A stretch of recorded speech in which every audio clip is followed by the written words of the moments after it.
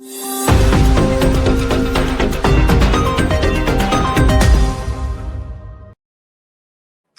right, we're going to talk about Iran again, but this is not about whether the United States should intervene militarily and help change the regime, as President Trump has been vowing to do, nor is it about whether the current government of Iran is a good government or a bad government, or one that Iranians should want or should want to change. That is entirely up to the Iranians. I'm not here to talk about whether the Iranian regime or Iranian government is a good or bad regime. They're very brutal regimes all throughout that region, including ones that the United States and Great Britain support and prop up. The Saudis, the Egyptians, the Emiratis that are at least as savage, and I would say more so than Iran. If you even tried to organize a single protest in Saudi Arabia or in Egypt, they would crush you, either by imprisoning you, torturing you, and likely killing you. So that's not the question either. The question I want to address is one of media propaganda about trying to lure the United States into intervening militarily in order to change the government of Iran. And specifically, the propaganda that unsurprisingly is coming from CBS News, which, as you certainly know, was just purchased by the family of Larry Ellison, the Oracle billionaire, who is the largest single ever donor to the Friends of the IDF, a fanatical supporter of Israel. He bought Paramount and CBS News through his son, David Ellison, who is also as fanatical of a Zionist. And they put as editor-in-chief of CBS News, where she has constantly manipulated the news and censored the news and suppressed the news, one Bari Weiss, who also has her primary life cause being servitude toward Israel. And that was a big motive in why they bought these media properties, because they saw support in the United States for Israel unraveling. And they wanted to buy not just that property, but Larry Ellison is now the head of the consortium that's about to buy and control TikTok after the Congress voted to ban TikTok or force a sale to it on the grounds that it was allowing too much anti-Israel content. And they're also trying, the Ellison family is, to force Warner Brothers to sell itself, not to Netflix as it wants to, but instead to the Ellison family and Paramount, so they control all of its media properties, including CNN. So this is a very political operation, a very politicized gobbling up of media, social media and traditional media, with the goal of serving Israel. And the fact that most of the most extreme propaganda is coming from CBS News about Iran, about luring the United States into a war there, and nobody else, is what this is about. You can want the United States to intervene. You can think the Iranian government is the most savage ever on the planet, even though they're right near Saudi Arabia and the Emiratis and the Egyptians and a lot of other governments. That's irrelevant to this video. This video is about media lies, media propaganda, and how damaging it is, and our obligation, especially for me as a journalist, to object when I see it happening. We just saw it happen, just so it's fresh in your mind, when it came to Venezuela. After President Trump, rather abruptly, suddenly, without much groundwork laid, ordered the U.S. military to abduct President Maduro and take him back to New York, and what was, on military terms, a successful effort, Trump supporters caused to viralize all over the internet video of people celebrating that they falsely said, they lied, were Venezuelans in Venezuela celebrating the removal of Maduro and thanking Trump. And in each one of those cases where the video is viralized, they weren't in Venezuela, as was claimed. They were in Miami or other places in the United States or in Argentina or various communities in countries where Venezuelan exiles, Venezuelan dissidents, Venezuelan immigrants, who often have a much different view of Venezuela than the people who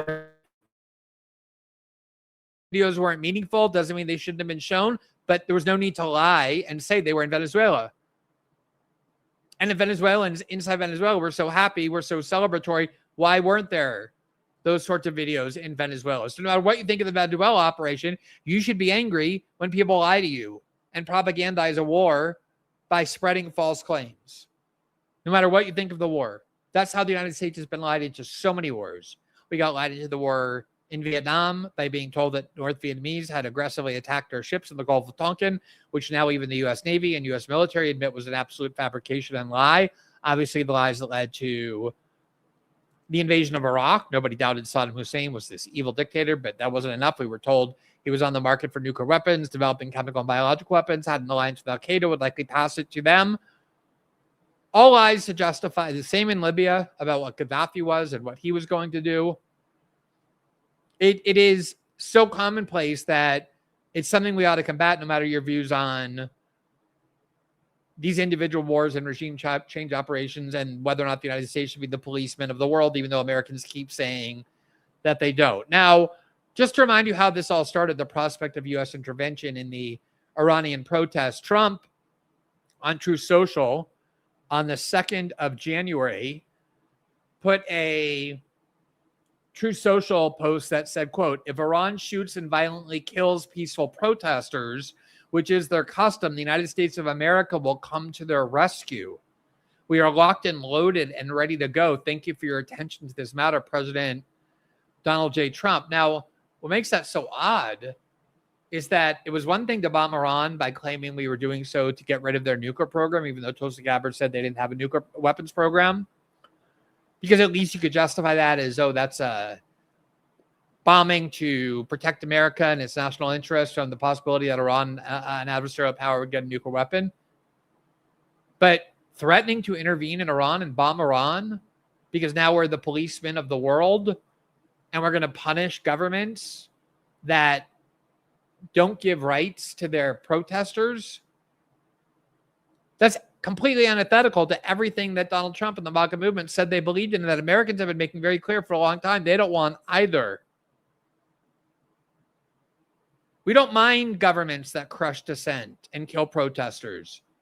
We give billions of dollars to Egypt, which does that. We give all kinds of intelligence and military weaponry to Saudi Arabia, which does that, and to the Emiratis, and to Jordan, and to Uganda, and to Rwanda.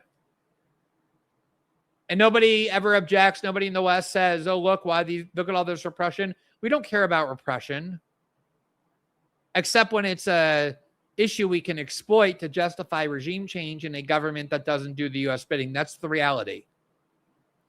Now, I don't know if this matters or not. Usually it doesn't matter what the American people think when it comes time to the U.S. wanting to start a war. But there's new polling from Quinnipiac. And I realize people can dismiss whatever polling that they want, that they don't like.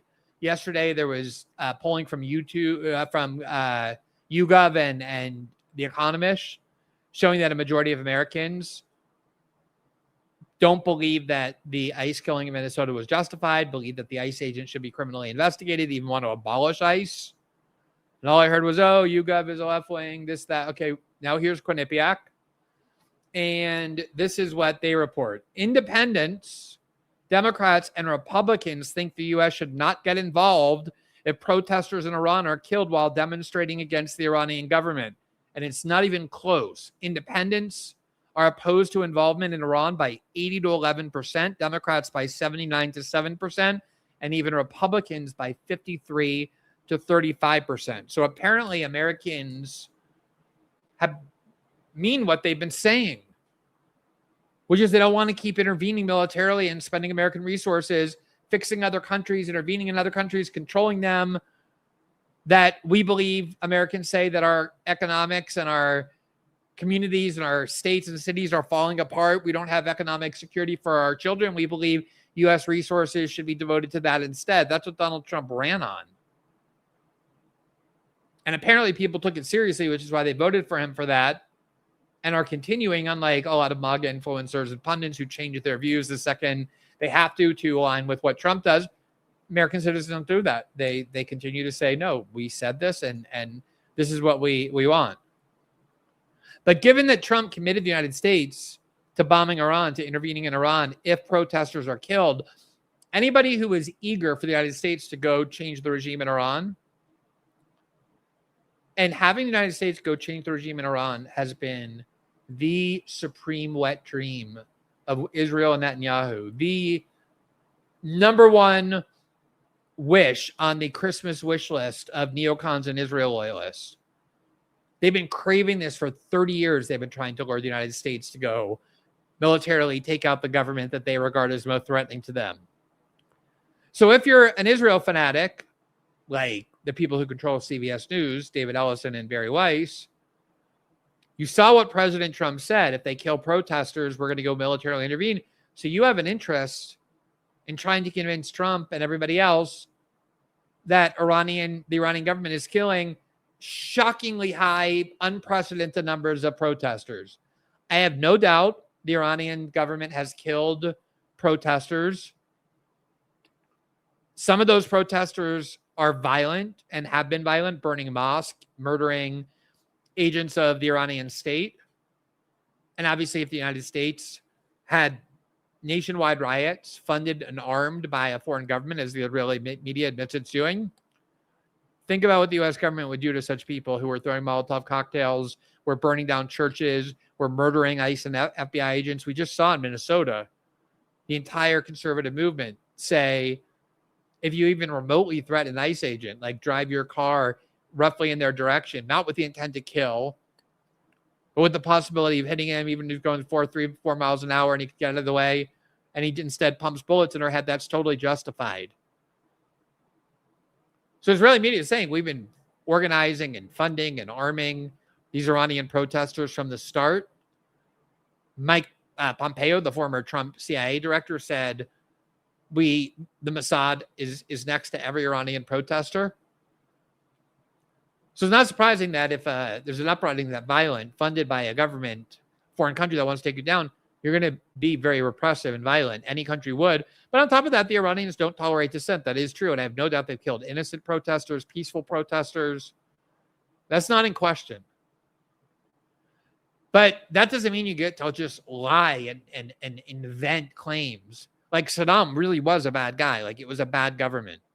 If you were in his reach, you didn't want to be in the reach of Saddam Hussein. He was truly repressive. His son, especially Uday, was a psychopath. All of that was true. But it didn't justify the lies that we heard. Oh, he's trying to get nuclear weapons. He has biological weapons. He has an alliance with Al-Qaeda. Nothing justifies war propaganda that are based on lies or wild exaggerations. And yet, out of nowhere, CBS News reported something that absolutely no other news organization has even come close to reporting. And it's obviously designed, perfectly catered to try and lure Trump or force Trump into intervening militarily in Iran. Here's what CBS News claimed. Over 12,000 feared dead after Iran protests as video shows bodies lined up at the morgue.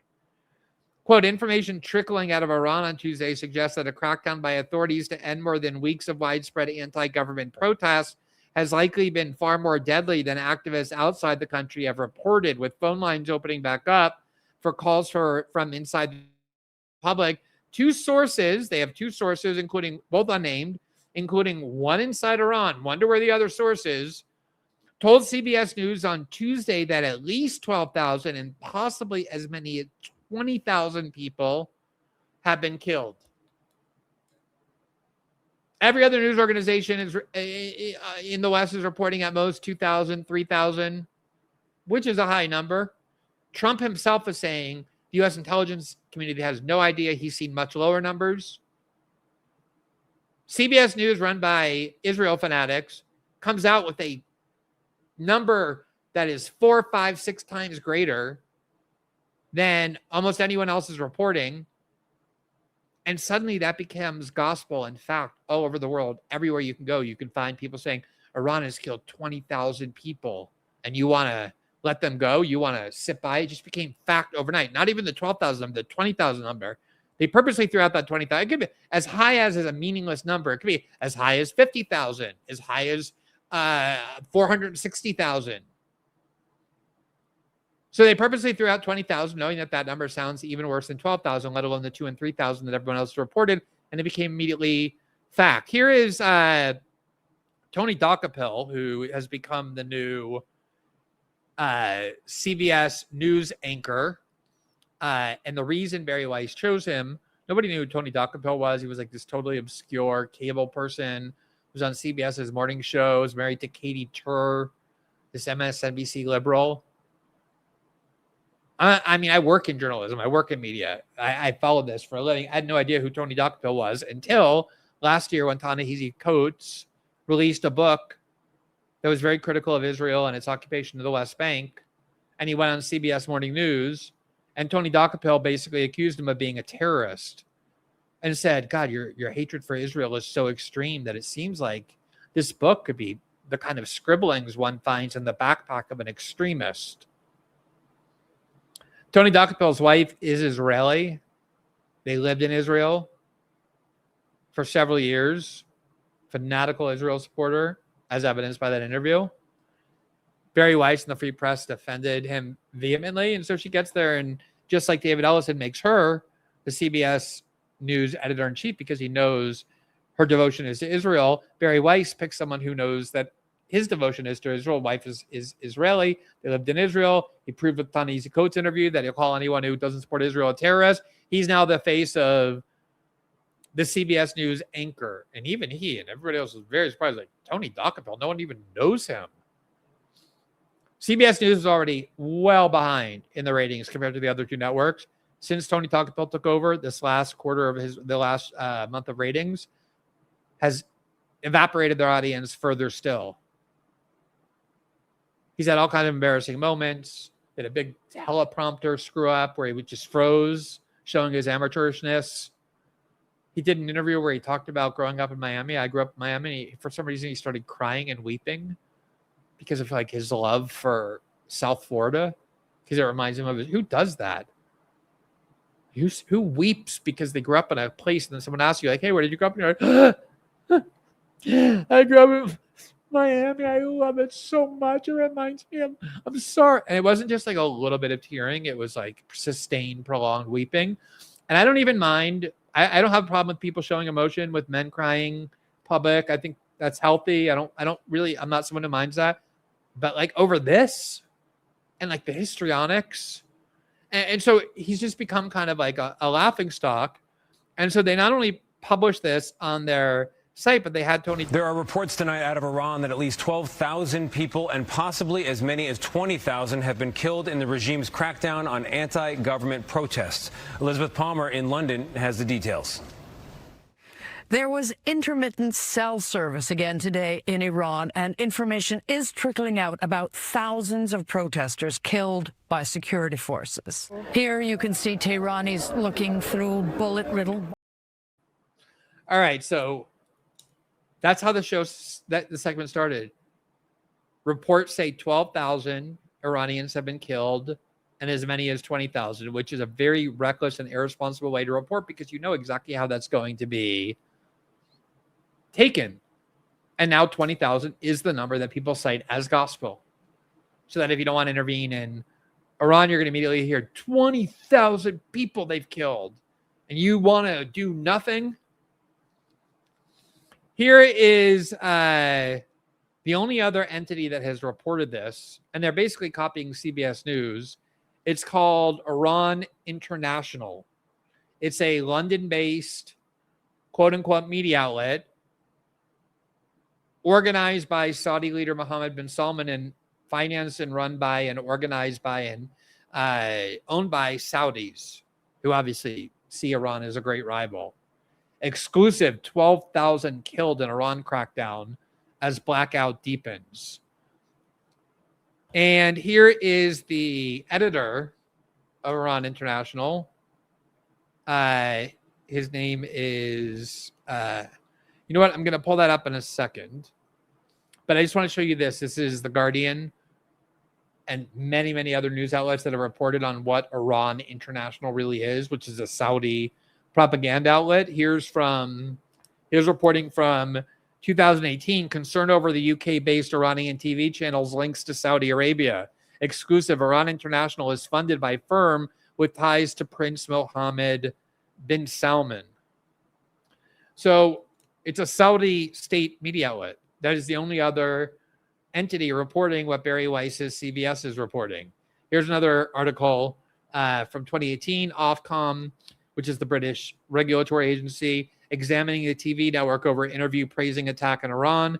Saudi-linked Iran International TV gave airtime to supporter of assault that killed 24 at parade. So this is an Iranian outlet claiming they're for Iranians, and yet they constantly cheer aggression against Iran, murder in Iran, bombing of Iran.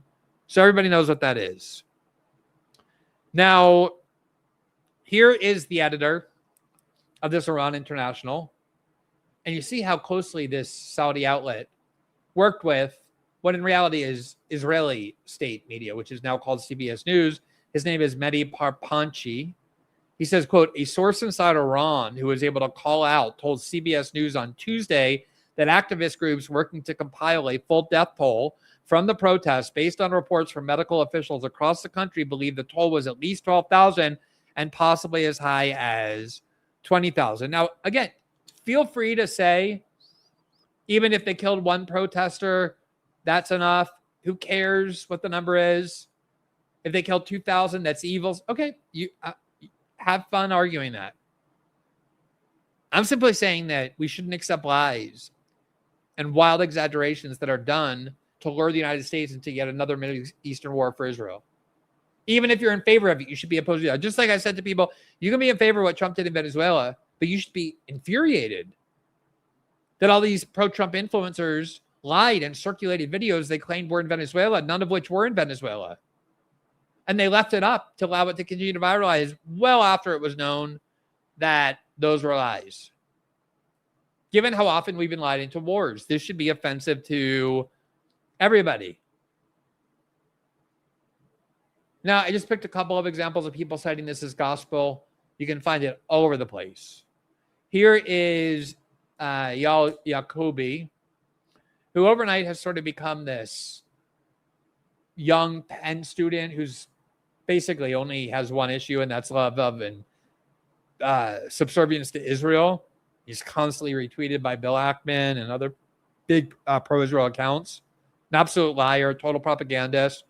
Breaking, CBS News says that the death toll could be as high as 20,000 in Iran right now. In 1 week, 20,000 massacred. Let that sink in. Do you see how that became just treated as truth? It's now just 20,000. Let that sink in, 20,000. This is a guy who every day woke up and justified the Israeli incineration of babies and women and innocent people and the flattening of Gaza. At least 70,000 people killed, and now he's like 20,000 people. Let that sink in, which is a completely fabricated number. And who would possibly take seriously the claims of people who cheered on the massacres and slaughter and genocide in Gaza, that now suddenly they're concerned for human rights? They just want freedom for people and democracy and safety. Notably, they don't care at all and never mention the brutal repression in other countries that are friendly to Israel, like Egypt and Saudi Arabia and the Emiratis, Jordan. It's just a gigantic coincidence that the human rights concerns are suddenly stimulated in the one country that Israel has long wanted regime change, because it's the one country that poses any kind of counterbalance to Israel in the region. Huge coincidence. By the way, just in case any of you have forgotten, Yal Yokobi is one of the whiny, petulant Jewish students who Mike Johnson and the House Republicans invited to Congress to whine about how unsafe he is because he went out and saw pro-Palestinian protests. He was never assaulted. No one laid a hand on him. No one threatened to lay a hand on him. He's supporting a government that is bullying and slaughtering people throughout the region, yet here he is making himself the victim using exactly the left-wing framework that conservatives spent years mocking, that if you're exposed to ideas on college campuses, it means you're unsafe and have a right to be kept from them. Listen to this little whiner. I do not feel safe. Let me be clear. I do not feel safe. I do not feel safe. Let me be clear. I do not feel safe. So that's him. Now, what I think is so interesting here, and here's just a couple of Israeli newspapers just obviously taking advantage of this. The Times of Israel report claims at least 12,000 dead in Iran, and largest killing in Iran's modern history. And I could show you every other media outlet that doesn't have anything close to this. Here's the New York Times. This is about the brutality of the Iranian government. This is today. Shoot to kill. Accounts of brutal crackdown emerge from Iran. As many as 3,000 feared dead, as witnesses describe government forces firing on unarmed protesters. As many as 3,000, meaning that's the maximum. Israel, the New York Times is owned by the Sulzberger family, longtime supporters of Israel. They supported the Israeli attack on Hamas. So spare me the claim that they're some sort of pro-Iranian outlet. Here's Reuters. And this is what they say, quote, U.S.-based rights group, HRANA, said that of the 2,300 people whose deaths it had confirmed, 1,850 were protesters. So that means 153 were police or other agents of the Iranian government. And we have video of protesters kicking police officers in Iran to death.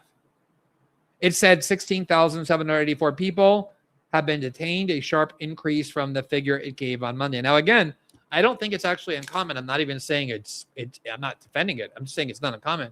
That if you have massive nationwide protests against your government, where the protesters are armed by a foreign power, which Israeli media admits it has been doing inside Iran, most governments are going to crack down on that with violence and imprisonment. As I said, we just watched the discourse when an ICE agent pumped 3 bullets into the head of a woman who was trying to drive away because the argument was, oh, he might have been hurt by her car that was just starting to pull away.